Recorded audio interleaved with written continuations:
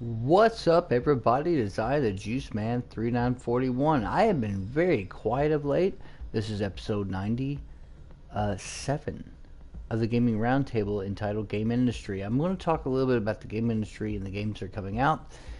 And, to be honest, I've been very quiet of late. I haven't put out a video. Some of it has to do with the fact that I was waiting for E3 to kind of go and come and go. And let's face facts, E3 was probably the most boring, derivative, bullshit show that's ever came out that only caters to like the basic shareholders, and it's not about gamers or anything along that lines. One of the things that I want to talk about when it comes to E3, and a lot of people's already talked about it, I've let some time pass since then. I mean, we've got games like, we've got Call of Duty Black Ops 4 coming out, which basically is just following everybody else, but trying my buddy Chris, thank you. It was a shit show. That's right. Clean my chair. But my problem with Call of Duty Black Ops 4 is that they're just trying to do like the whole let's follow Fortnite, let's try to do this crap. Let's try to borrow elements from Overwatch. Like you all used to be like the premier game, and now you got to borrow from everybody else. We got Battlefield 5 coming out, which I'm more interested in. But again, we're getting into we got this whole ridiculous again, battle royale thing. A lot of games are coming out that's going to just feature battle royale, and let's just face facts. Whatever is making the money, that's what they're going to do. The other thing that really sucks to me about E3 was watching a lot of the games that are coming out. Now, I'm very interested in Dying Light 2. I'm very interested in a couple other games down the pipeline, but most of the other games I could give like a rat's ass about, right? It's absolutely positively ridiculous, how this whole thing goes. You know what? To be honest with you, I'll tell you what the game industry right now reminds me of. It reminds me of Imperial Security, a place I used to work for, and how ridiculous that company is. This is no different. And I know you may not get that reference, but my buddy Chris will. My point is that it's so stupid that we can't even get good games anymore. So much stuff has either been put on the back burner, or we're getting like games, sequels to stuff or remasters of stuff, and it's absolutely ridiculous. In the words of Christopher Walken, he's like, "Hi, the games, they suck." It's like I find myself really fascinated by the Asian market, because the Asian market right now is putting out some of the best games. Where they kind of died off for a while, but look, man, you play games like Neo, you play games that are coming out in the pipeline from Bandai Namco. We got God Eater 3. We've got Monster Hunter was a huge hit this year. Everything from the other side. We got Code Vein coming out. It looks amazing. Dragon Ball Xenofighters was amazing, made by the people who make the Arxis game company. It seems like in Persona 5, everything that was absolutely amazing, Yakuza 6, everything came out of the Asian market this year, and the Western market became stagnant. Now, there was a couple things here or there I'm going to throw out there. I think Shadow of War was awesome. Lord of the Rings from Monolith, but they just recently turned off all the entire microtransactions and rebalanced the entire game, and now the game is how it should be, much as EA did with Star Wars Battlefront 2. But we're just the whole gaming industry on the Western end. All they're doing is give us money, microtransaction, loot box, money, money, money, money, money. They don't care anymore about how much game they're giving you. You're paying $60 for this shit, and you're not getting what you want out of it. It's like they treat the games as if they're movies. Like, pay your money to get into the movie, and we have your money whether or not that movie is good or not, right? And then you want to spend the next couple of years through updates and live services to try to give us what we really want. Clean Prince Gaming is a channel that comes to mind. He's done several videos on a lot of the Ubisoft titles, which I own. I know I give Ubisoft a real hard time, but he doesn't. I feel like he's in bed with those guys, to be honest. He just put out a video about The Division. Like, again, a second video talking about the same shit that he already talked about, how, like, it's this great game now. Let me tell you something. Go play The Division now in the end game, and you'll be lucky if you get into, like, find someone that will join your game in, like, 20 to 40 minutes. It's absolutely, nobody's playing it, okay? I plan on getting the second one, but no one's playing the first one. Great that they've improved it, but it's not, like, where it needs to be. I'm tired of the game industry putting out a half-ass effort, right? And then 2 years later, the game is really good, but no one's playing it at that point. I remember back in the day on the PS1 era, or even the Nintendo 64 era, you know, you could play Final Fantasy VII. It was full and complete. You could play Xenogears, which I believe is a better game than Final Fantasy VII, and it was a full and complete, like a full and complete game. You could play anything from Working Designs, and it was fantastic. But now games are just this whole live service thing. The industry has always been about making their money, but there was always care and stuff put into the games. Now, there is no care. There is no anything, right? There's none.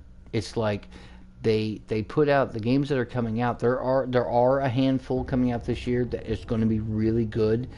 But it's funny how it seems like the Asian market and the indie titles are the ones that are literally putting out the best shit. You know, the games are coming out at $30, $20, $10, and they're better. And they don't. And I agree with my friend here. They don't cater to the gamers anymore. They only care about, like, let's give them flash, all shock and awe on the graphics, and let's just give you any way we can make money off of you. The sports games are doing it. The shooters are doing it. The third person, the role plays. It's absolutely ridiculous. And any game that is not in the AAA category, by definition, sucks. The reviews are always bad on those games. They always try to throw them under the bus because you know these reviewers are in those pockets for that. It really pisses me off. The gaming industry has turned into the cesspool of give us as much money as possible.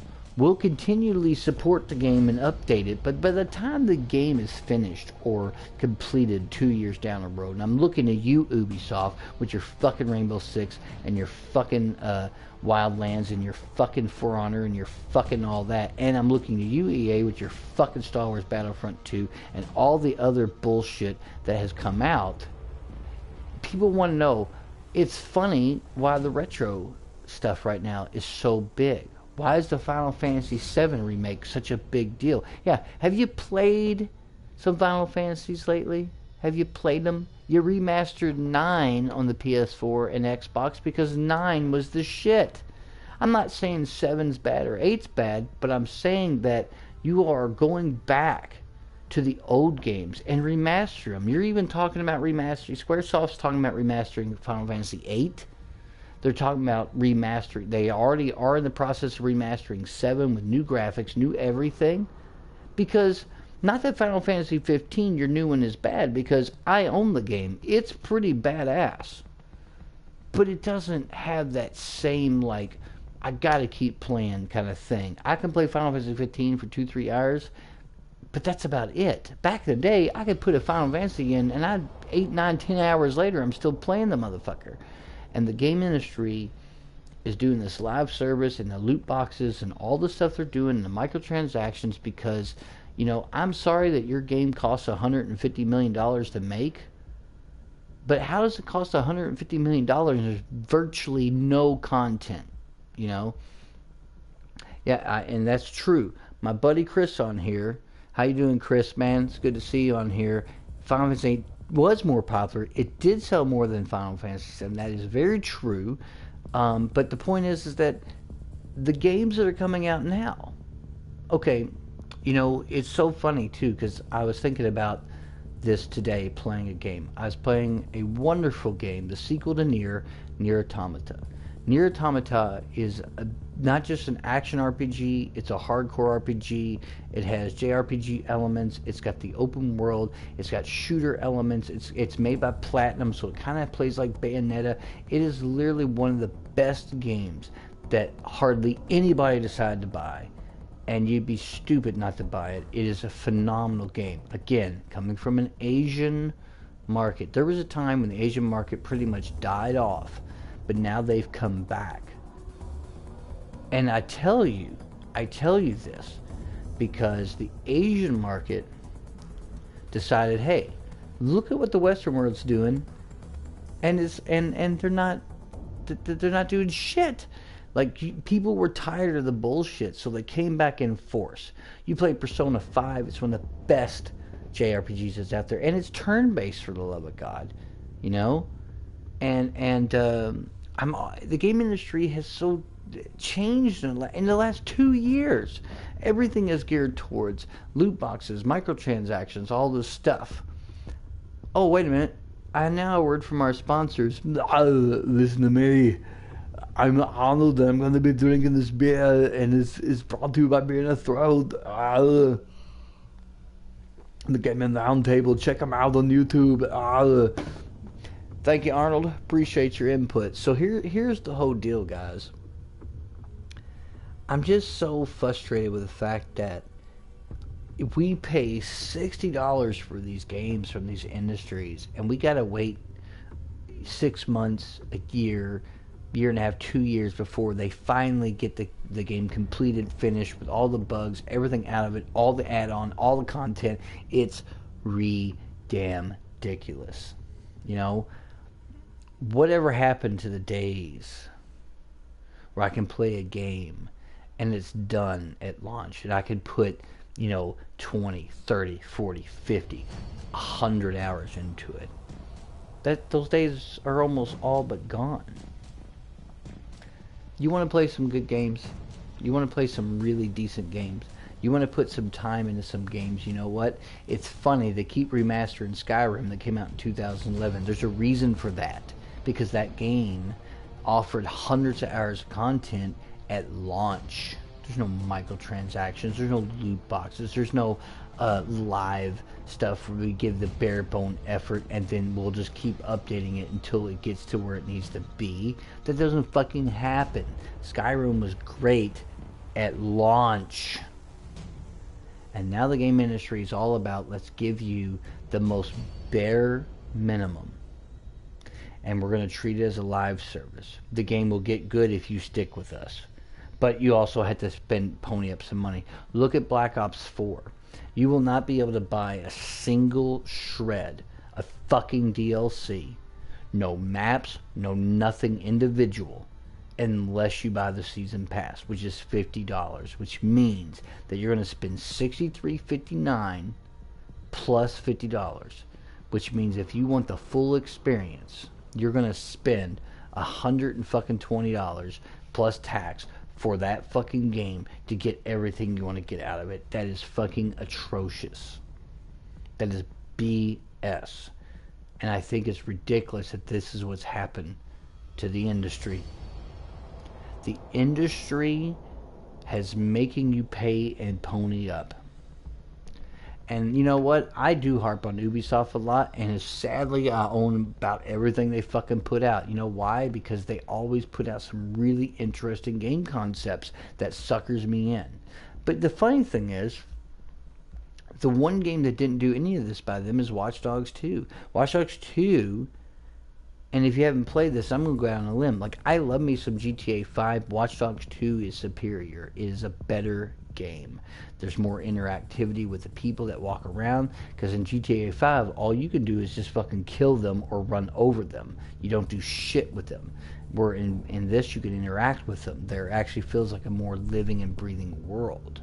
Watch Dogs 2 got very little press. No one bought it. Ubisoft put it out, a couple updates, they never touched it again. It was a beautiful game and no one ever bought it. And it's a damn shame. But you look at a game like For Honor that came out, and For Honor, oh, it's better 2 years later. No, it's not better.